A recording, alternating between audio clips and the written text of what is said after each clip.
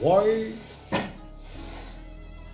the state legislature has opted to repeal this act in total. It's taken a relook, and we have completely repealed the old act on the 28th of March, and the government, the legislature, will be constituting a panel, a committee whereby this committee will have a wide-ranging consultation with all concerned and will bring about a new act which is befitting to our way of life, our social practices, and the state legislature will adopt that new act for our Nagaland Municipal Act as early as possible. I wish to clear the air on matters relevant to the court and the state government's position, which was grossly misunderstood by our people on this particular issue. I would like to take you back a few years earlier, how this came about.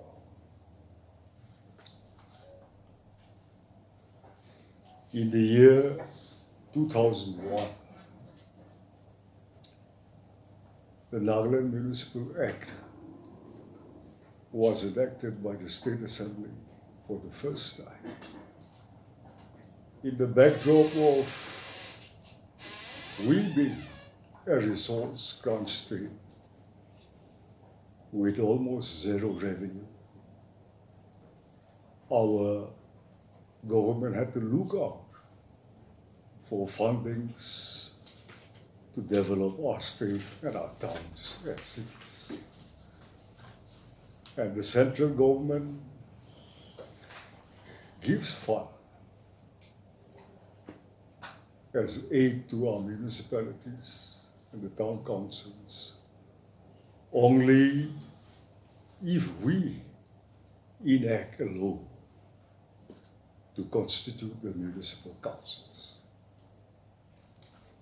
So perhaps in the desperation, the government of yesteryears had to enact this 2001 Municipal Act. While doing so, we don't allege them of any ill motive. I am certain that it was with good intentions to develop our state and benefit the citizens that they quickly adopted this resolution and brought about this act.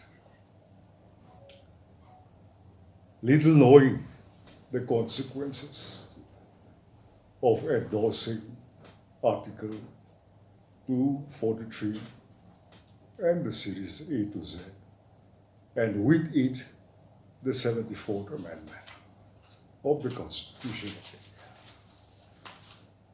So, this traces back again to the 73rd Amendment, which was in place prior to 1992. And the transition of the 73rd being superseded by the 74th Amendment, there were a lot of other articles in the Constitution which came along with it. Perhaps, without wanting to point fingers or finding faults of the government of those years, I have to point out certain oversights on the part of the executive, the bureaucracy in our state.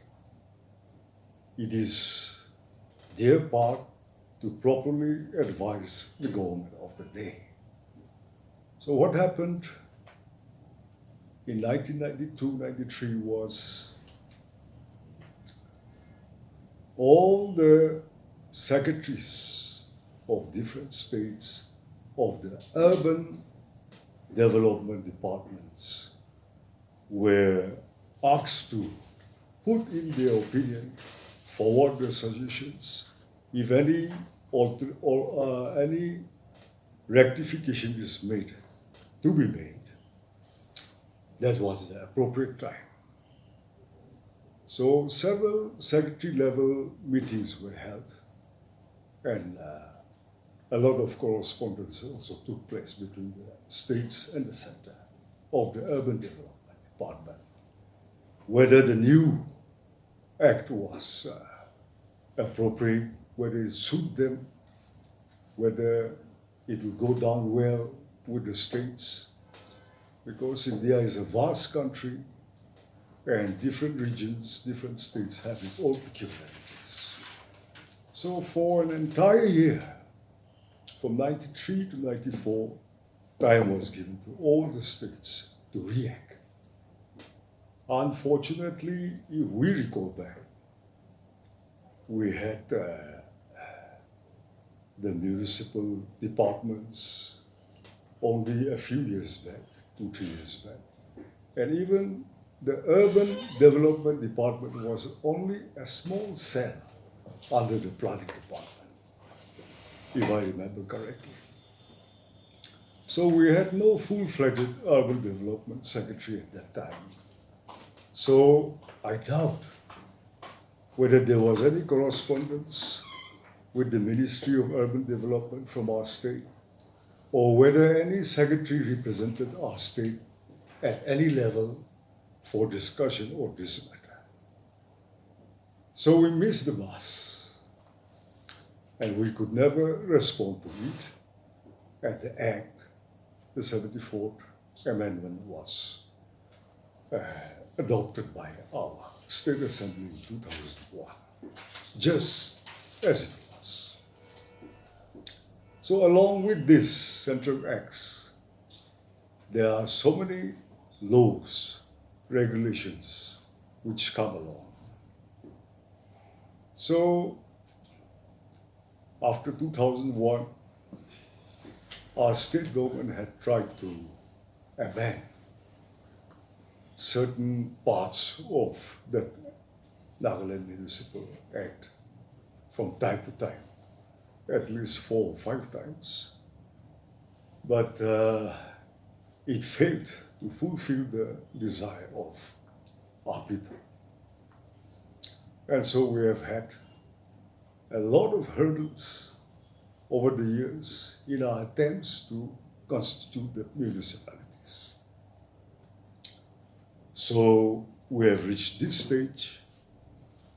After 22 years, we have reached a stage where we had to take a relook at the entire Act, and that is when the State Assembly has resolved to completely repeal this 2001 Act and go for a new act of our own, the laws and regulations of which will be framed by our own people to suit our condition and situation.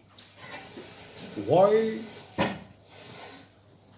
the state legislature has opted to repeal this act in total?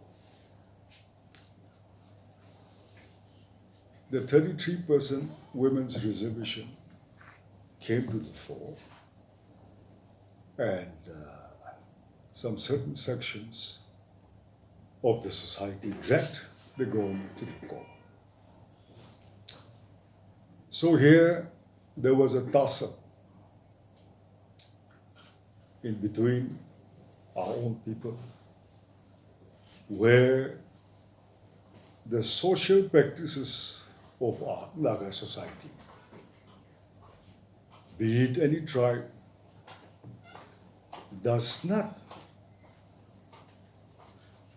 accept the imposition of a fixed percentage being imposed on the representatives for women folks.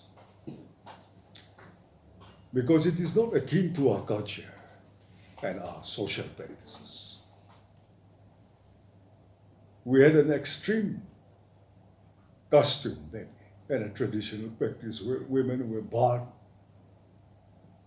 to partake in many areas of our social life.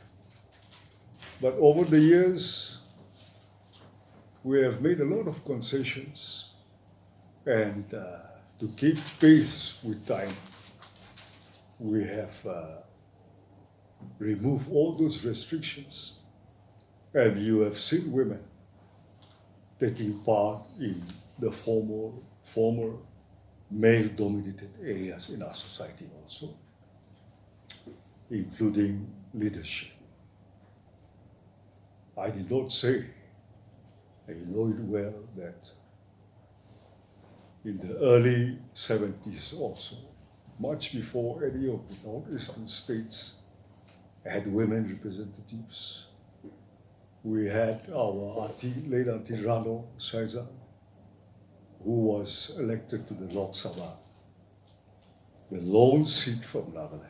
She was a woman. There was no reservation. And even today, without any reservation, there are 2 women representatives already in the State Assembly.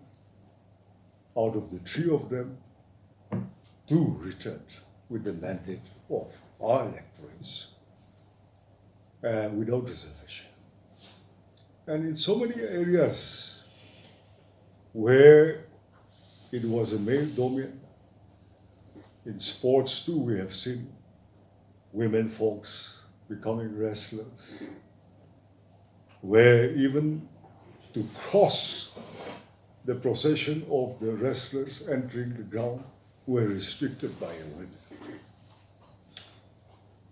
And you see the women folks in our police forces these days carrying automatic rifles and guarding our state, which were actually not practiced in the past by our people. So, you see, we have restrictions. We have social practices where women does not hunt, whether it is for trophy, whether it is for game, whether it is for food. We don't let them carry the spears, the dogs, and the guns. And it is also a social practice that no manfolk weaves a mekhala or a shawl. It is not forbidden, neither it is an offense. It is simply just not practiced in any Naga village, anywhere in the Naga inhabited areas. But of late, we have removed all these hurdles, and it is already an accepted norm that we have women representatives even at the lowest grassroots level local bodies like the village councils, where we have women representatives, the village development boards, where we have women VDB members also, and so on and so forth. Everywhere it is all right. So we feel that women have found a place in our society today, and whatever is necessary pertaining to our social practices, we will accommodate, but people, the government, must be allowed, must be permitted to frame our own rules, our own laws, in as far as our social practices are concerned. This is derived from the Constitution of India, wherein the Article 371A has clearly stated that no act of parliament in respect of our social and religious practices, our customary laws, and our traditions will not be imposed by any central law unless the State Assembly accepts it by a resolution adopted by our state legislature. So today, after having tried the 2001 Municipal Act, we have run into a lot of controversies. So thereby, the state government has taken a relook, and we have completely repealed the old act on the 28th of March, and the government, the legislature, will be constituting a panel, a committee whereby this committee will have a wide-ranging consultation with all concerned and will bring about a new act which is befitting to our way of life, our social practices, and the state legislature will adopt that new act for our Nagaland Municipal Act as early as possible.